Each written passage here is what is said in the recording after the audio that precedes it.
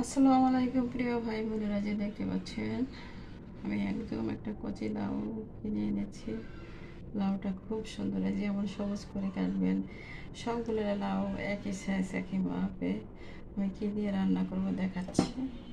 এই যে এই চিংড়ি মাছ দিয়ে রান্না করব। হুম তো এই যে কাঁচামরিচ, পেঁয়াজ, রসুন। চিংড়ি মাছেও রসুন দিই, এখন রসুন বেশি খাই।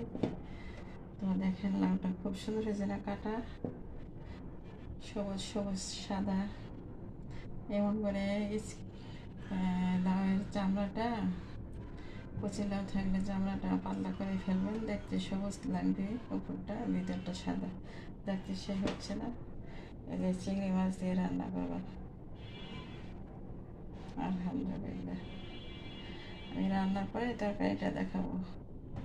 ঠিক আছে ভাই বোনেরা, ভালো থাকেন। এখানে সব লাউ এক মাপে কাটছে।